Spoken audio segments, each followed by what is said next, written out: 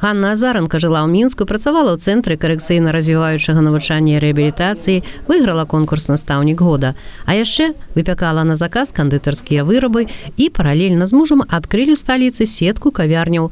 З нараджэннем трэцяга дзіцяці бабуля, мама Ганны, папрасіла набыць дачу. З часам на вясковым падворку з'явіліся пабудовы, і новая аграсядзіба Падмаладзечна пачала прымаць гасцей. Такім чынам, любімае хобі кулінарыя стала прафесійным заняткам, а цікавасць да гісторыі і культуры продкаў не знікала ніколі.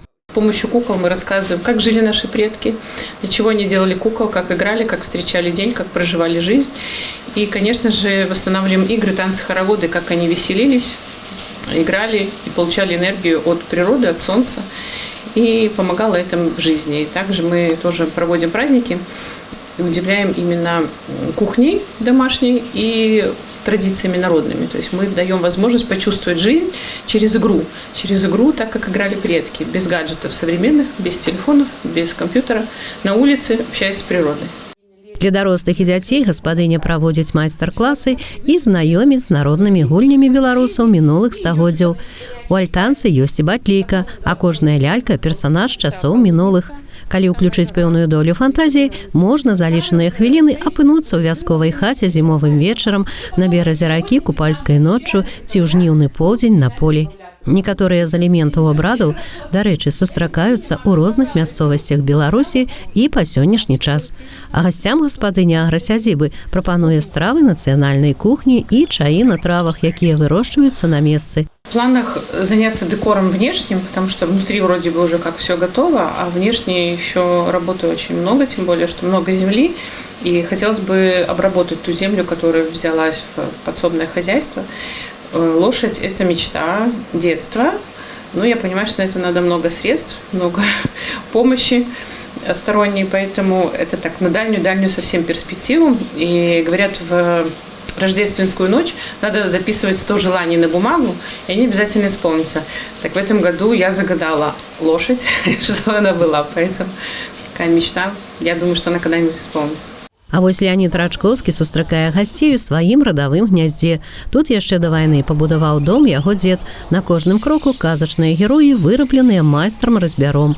Як і ў пушкінскім лукамор'і, тут прапісаўся таксама кот Баюн. А яшчэ дарослыя дзеці заўсёды спыняюцца ля экспазіцыі музея пад адкрытым небам. Там іх увагу прыцягваюць розныя экспанаты з рэчаў паўсядзённага побыту продкаў. Это деревянные весы, еще остались от моего деда. Еще в рабочем состоянии, деревянные, вот такие польские, вот такой интересный факт. Это жернова, нашел в Волжском районе, еще в рабочем состоянии, и да, можно действительно сделать муку с них. Гаспадар праводзіць майстар-класы па цяслярных работах. Многае з драўляных рэчаў у дамах і на вуліцы. Справа яго рук. Цікавіцца Леонід і гісторыяй. Не кожны музей, напрыклад, мае карту больш чым 100-гадовай даўніны з тагачаснымі назвамі вёсак і хутароў нашага раёна. А яшчэ яркі габелен, які застаўся ад дзедавай сям'і.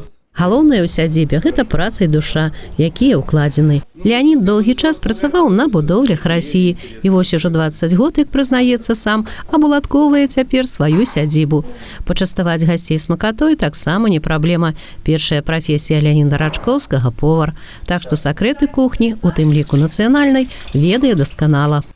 Фішка моей усадьбы – кухня. Значится, драники, колбаски домашние в горшочках – и вкуснейший борщ с пампушками. Акрамя прыёму гасцей, гаспадары агра-экасядзіб раёна не першы год удзельнічаюць і ў рэспубліканскіх конкурсах. Лепшых адбірае спецыяльная камісія, і балы выстаўляюцца па некалькіх крытэрыях. Добраўпарадкаванне тэрыторыі, папулярызацыя нацыянальных традыцый, майстар-класы, культурная праграма, наяўнасць экалагічных маршрутаў, экскурсіі і знаёмства з мясцовымі славутасцямі і цікавымі мясцінамі. Непоўны пералік таго, што могуць прапанаваць гаспадары дзецям і дарослым. В этом году 5 агроэко-усадьб вышли в финал нашего районного смотра конкурса, и я надеюсь, что дальше они будут предоставлять свои агроэко-усадьбы на республиканском конкурсе «Адчуй, натхняйся, вандруй». Алла Маркелова, Дмитрий Пятёнок, МКТБ.